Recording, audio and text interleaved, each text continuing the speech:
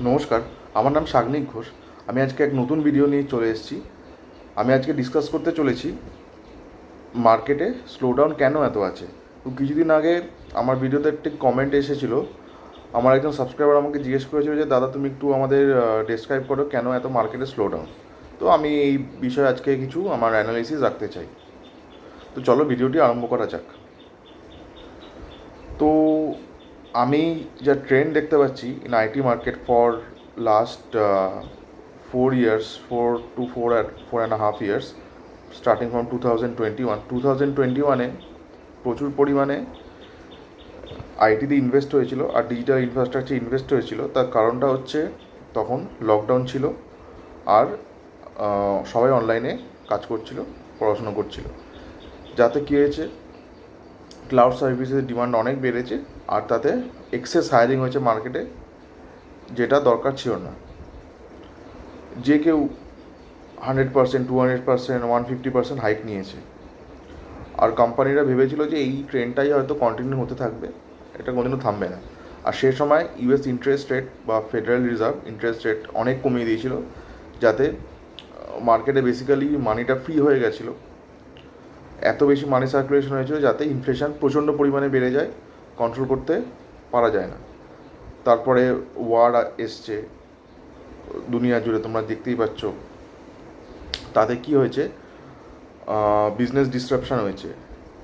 আর inflation control করার জন্য ইউএসের ফেডারেল রিজার্ভ ইন্টারেস্ট বাড়িয়ে দিয়েছে। ইন্টারেস্ট বাড়িয়ে দেওয়া মানে মার্কেট থেকে টাকা পুল করা। তাতে কি হয়েছে, লোন পাওয়া ডিফিকাল্ট হয়ে গেছে, লোন হ্যাজ বিকাম এক্সপেন্সিভ, যাতে বিজনেসেস স্লো হয়ে গেছে। লোনের সাথে বিজনেসেস স্লো হওয়ার ডাইরেক্ট রিলেশন আছে, এটা তোমাদের মাথায় রাখতে হবে। আর একটা কারণ আমি যেটা দেখতে পাচ্ছি, ইনফ্লুয়েন্স অফ এআই। এআই যখন থেকে চ্যাট জিপিটি এসছে মার্কেটে, আমরা দেখতে পেরেছি এআই যদি আমরা ঠিকঠাক একটু প্রম্পট দিতে পারি, তাতে এআই মোটামুটি একটা কোডিং দাঁড় করিয়ে দিচ্ছে, যেটা আগে ছিল না। আমি যখন কেরিয়ার স্টার্ট করেছিলাম ব্যাক ইন 2021, আগে যেটা হতো, একটা টিমে একজন আর্কিটেক্ট থাকতো, তার নিচে হয়তো তার আন্ডারে দুজন লিড, একজন লিডের আন্ডারে 3টে মিড লেভেল ডেভেলপার্স, 3-4টে, যাদের এক্সপিরিয়েন্স 4 to 5 years। একজন মিড লেভেল ডেভেলপার্সের সাথে থাকতো 3-4জন ফ্রেশার্স। এখন সিনারিওটা কী হয়েছে, ফ্রেশারকে যেসব রুডিমেন্টারি কাজগুলো আগে দেওয়া হতো, ছোটোখাটো কাজ, সেগুলো এখন এআই দিয়ে করানো হচ্ছে। একজন মিড লেভেল ইঞ্জিনিয়ারকে লিড বলে দিচ্ছে, বা তাদের কোম্পানি বলেই দিচ্ছে যে এই নাও, আমরা এইসব এআই টুলস, চ্যাট জিপিটি হোক বা কোপাইলট হোক, বাকি যা এআই টুলস আছে, আমরা সাবস্ক্রিপশন কিনে নিয়েছি, and you use this tools to delivery your code. তো তাতে কি হচ্ছে, এতে যেখানে যে প্রজেক্টে মনে করো 20 ফ্রেশার্স নেওয়া হতো আগে, সেখানে সেটা এখন দাঁড়িয়ে 2 থেকে 3জন হয়ে দাঁড়িয়েছে। তো তাতে কি হয়েছে, একটা স্লোডাউন এসছে। আর হচ্ছে খুব ইম্পর্টেন্ট পয়েন্ট হলো ট্যারিফস। ট্যারিফ হলো এমনই একটা ইম্পোর্ট ডিউটি যেটা ইম্পোজ করা হয় এক অন্য কান্ট্রির উপরে, যাতে যে কান্ট্রি ইম্পোজ করছে তাদের মার্কেটটা প্রোটেকশনিজম তৈরি হয়। তো বেসিক্যালি মার্কেটকে প্রোটেক্ট করার জন্য ট্যারিফ ইউজ করা হয়। এতে কি হয়েছে, আইটি সার্ভিসেস মনে রাখবে সেকেন্ডারি বিজনেস একটা।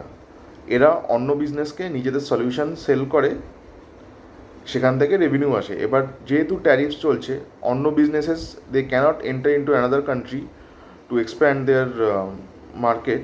তো তাতে কি হচ্ছে, ডিমান্ড আইটি সার্ভিসেসে কমে গেছে, যার জন্য মার্কেটে স্লোডাউন এসছে। আর এখন আমি যে ট্রেন্ডটা দেখতে পাচ্ছি লাস্ট 2-3 ইয়ার্সের, সিএসসি ছাড়া অন্য কোনো ব্রাঞ্চই নেই। আমি হাত জোর করে তোমাদের বলছি, যারা যারা সিএসসিতে অ্যাডমিশান নিচ্ছ, খুব ভেবেচিন্তে অ্যাডমিশান নিও। তোমরা ভেবো না যে তোমরা অ্যাডমিশান নিলেই তোমাদের জব পাক্কা, সেরকম একদমই নয়।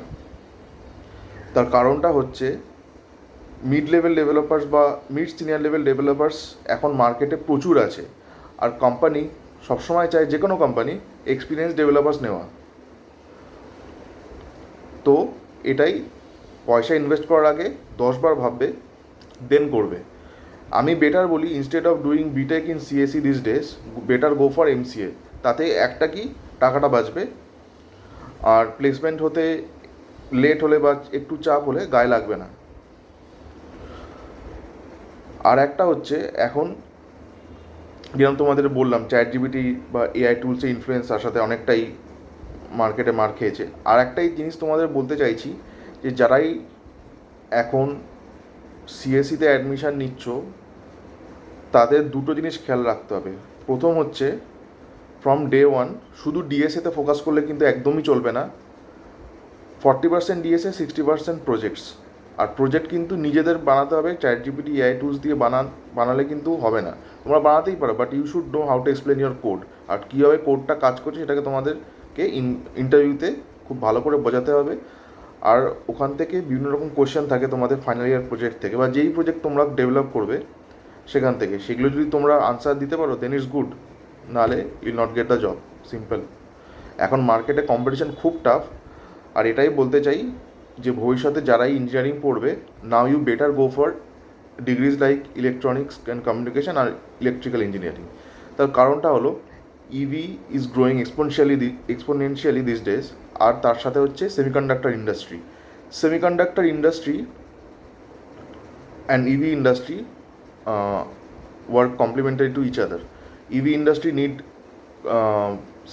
semiconductor chips for their assembly, so they can place order to the semiconductor industry. তো এরমভাবে তো তোমরা বুঝতেই পারছো যে সিএসই নেওয়াটা খুব একটা গুড চয়েস নয় যেটা আগে ছিল। বাট তোমরা একটাই বলবো যে তোমরা হাসেল করতে থাকো আর ডিফারেন্ট প্রজেক্টস বানাতে থাকো ডিউরিং ইউর ইঞ্জিনিয়ারিং ডেজ। আশা করি তোমরা একটা গুড জব ল্যান্ড করবে। আমাকে জানাও ভিডিওটি কেমন লাগলো, and do share and subscribe. আজকের জন্য এতটাই, ধন্যবাদ।